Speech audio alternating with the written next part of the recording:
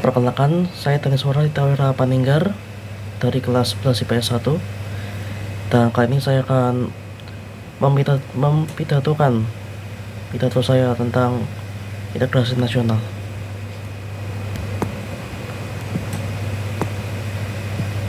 Warisan pendahulu bagi anak bangsa.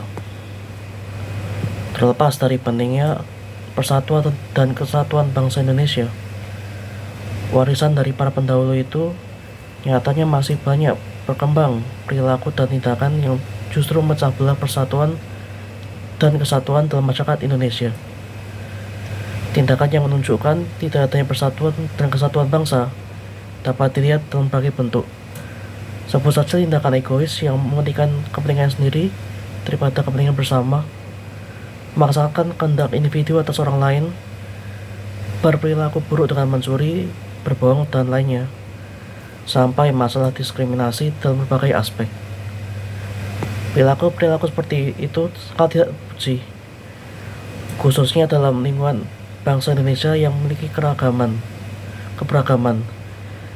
Tindakan-tindakan demikian masih berkembang dalam kehidupan masyarakat dan seringkali menjadi lebih buruk.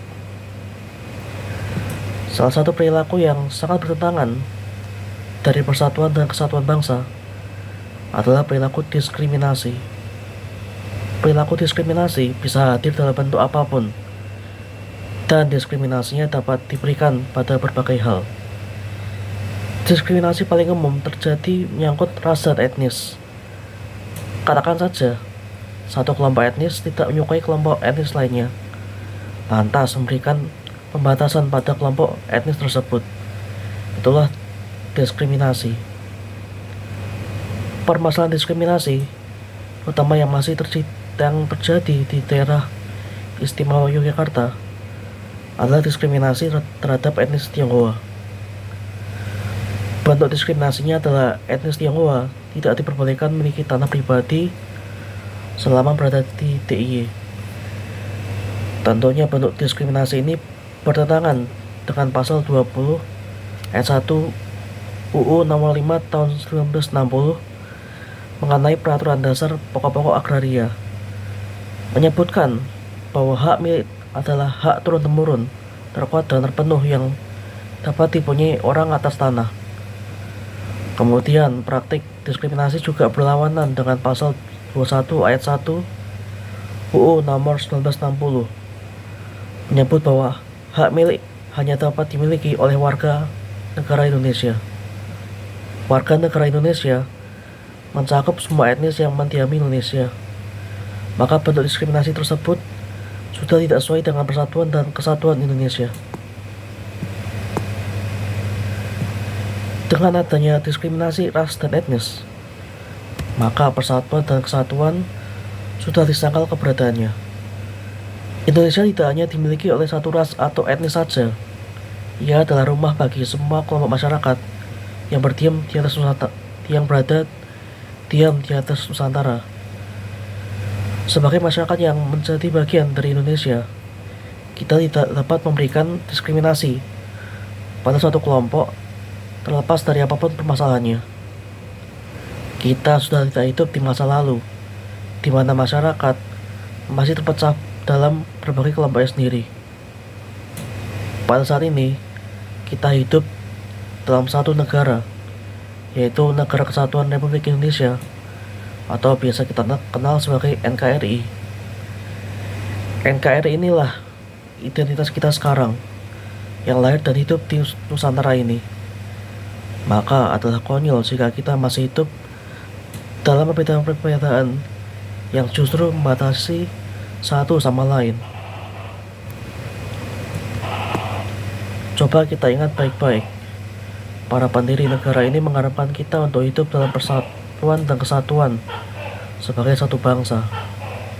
Ingatlah ketika para pahlawan yang kita kenal dalam buku sejarah mati-matian memperjuangkan kemerdekaan dengan bersatu melawan penjajahan. Kata pertempuran Surabaya yang melegenda itu, pada tahun yang sama dengan kemerdekaan Indonesia, rakyat bertempur sampai tewas untuk menjaga persatuan Indonesia supaya tidak terpecah. Bukankah akan menyakitkan bagi para pejuang tersebut jika generasinya sekarang justru tidak menghormati persatuan dan kesatuan yang mereka usahakan. Persatuan dan kesatuan adalah warisan dari para pejuang yang mempertahankan kemerdekaan Indonesia. Warisan penting bagi semua masyarakat Indonesia tanpa memandang ras dan etnis. Maka, hal semacam diskriminasi tidak dapat dibenarkan dan dapat dikatakan merupakan wujud kurangnya penghormatan pada pejuang. Persatuan dan kesatuan adalah hal yang perlu dipertahankan dalam masyarakat Indonesia yang beragam sebagai bentuk warisan dari pendahulu. Ia perlu dilestarikan dalam kehidupan warga yang semakin terpengaruh oleh arus globalisasi. Hal inilah yang menjadi perjuangan bagi kita semua, yaitu menjaga persatuan dan kesatuan dari pengaruh-pengaruh luar yang dapat memecah persatuan. Sebenarnya tidak hanya pengaruh luar saja, tapi juga pemikiran buruk dari kelompok kita sendiri. Lantas, bagaimana cara menjaga persatuan dan kesatuan itu? Sederhana saja, tidak perlu yang sulit. Menjaga relasi dengan tetangga yang berbeda, berinteraksi dengan baik dan aktif dalam lingkungan tinggal, sudah mencerminkan persatuan dan kesatuan. Mungkin skalanya kecil, tapi apabila dilakukan oleh banyak orang, persatuan dan kesatuan yang dapat dijaga akan sangat meningkat. Pada akhirnya, persatuan dan kesatuan menjadi peninggalan dari generasi terdahulu bagi kita di masa kini. Persatuan dan kesatuan diperjuangkan supaya Indonesia menjadi bangsa yang utuh dan kuat, sehingga tidak dapat kembali dijajah seperti sebelumnya. Perjuangannya bukan perjuangan sederhana, namun mengorbankan jiwa raga. Dari hal tersebut, janganlah kita bersikap diskriminatif atas sesama kita yang berbeda etnis. Pada akhirnya, mereka tetap bersama-sama dengan kita dalam NKRI. Jadi, marilah kita jaga persatuan dan kesatuan ini sampai seterusnya dan masa yang akan datang. Terima kasih.